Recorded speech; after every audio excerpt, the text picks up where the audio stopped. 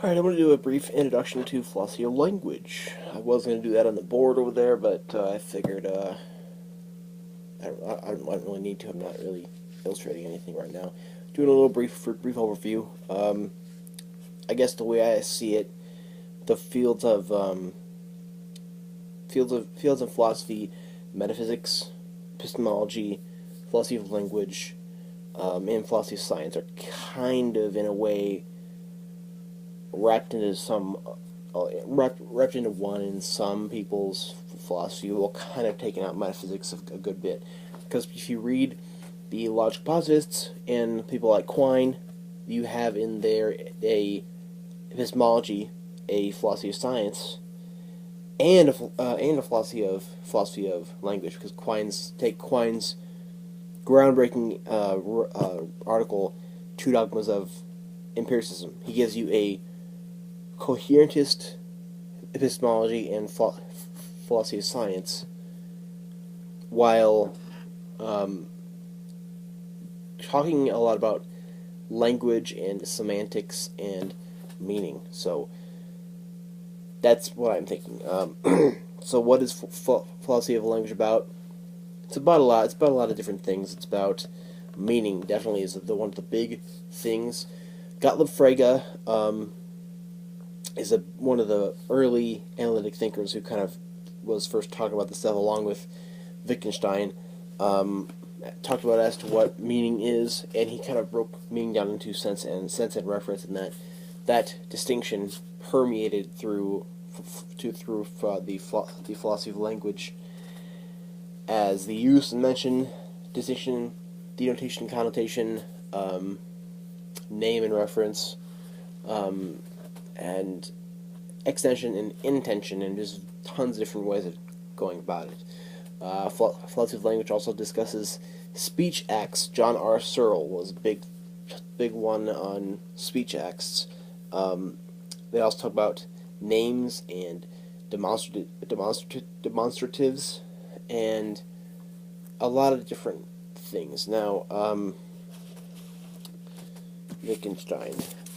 In the early analytic period, you have people like Frege and Wittgenstein and Russell.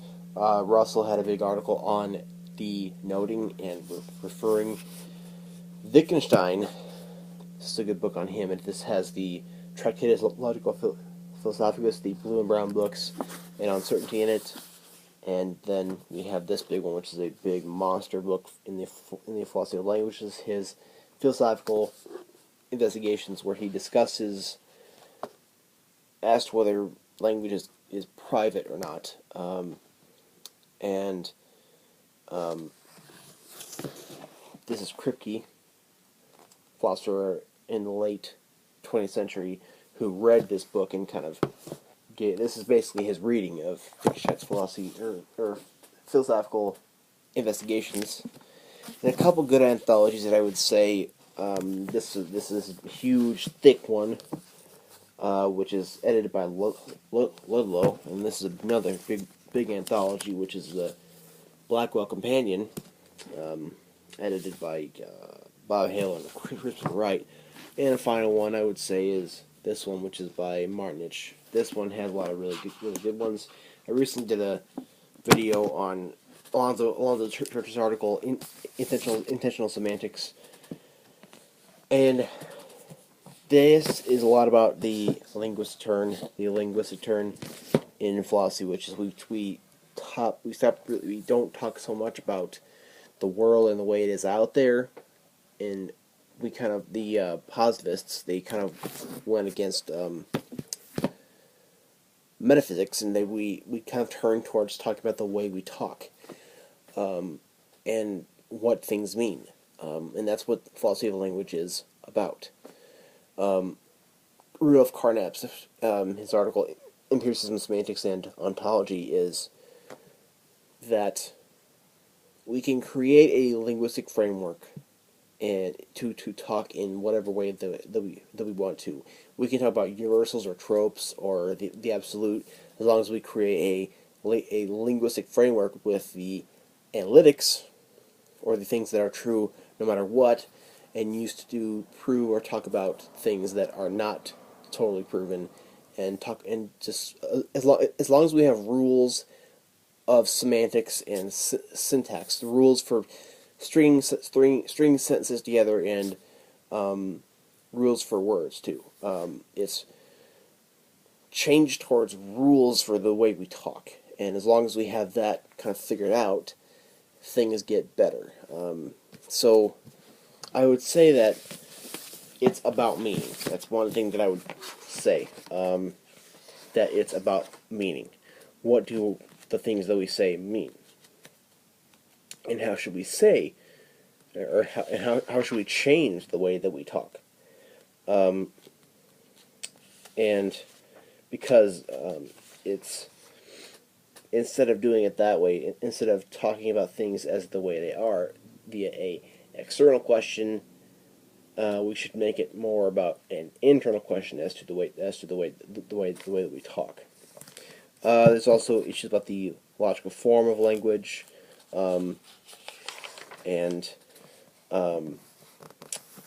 intention is definitely one, and it's all about the way that we talk. That's kind of the way I would see it, and it goes beyond that too. And we have thinkers like Kripke, who has the book Naming and Necessity, and that book kind of, I had yet to read that one, but we have it kind of snowballs into, going down to the very nitty gritty of the way of the way that we talk and things that we say, and talking about what sense and reference are, what names are, what demonstratives are, and what logical form is, and what a speech act is. That's the way I would go about talking about it, because, and if you read further into it, and I would say that would kind of give you a better idea, because you couldn't talk about this one field in really any one way. But what I would recommend is to start doing this stuff first. Epistemology. This is another Blackwell anthology, but doing epistemology first. I would or reading that first. If you don't really have a good, I guess, conception of the philosophy of language, because philosophy of language gets very, very difficult. It gets difficult. I mean, when we talk about people like David Kaplan and Kripke and John Perry and Alonzo Church and Scott Soames, another one, it gets very, very difficult, and it gets very, very down to notation and down to very, very complex things. So I would recommend reading articles of the positivists first, and reading articles of epistemology before Edmund Gettier, to kind of read some articles like people like Quine and Carnap, to kind of read an article of somebody who has a philosophy of language, a metaphysics, not really a metaphysics, but definitely a philosophy of science, a epistemology, and a philosophy of language, and at least a ontology, not probably so much a metaphysics, all wrapped into one argument. So that's where I would recommend starting. So if you have any questions, or you think I should have elaborated on one thing, because I guess I want to do this and not really get into too much complexity. If you think I should have included something, comment below. Or if you have a question about something, philosophy of language is not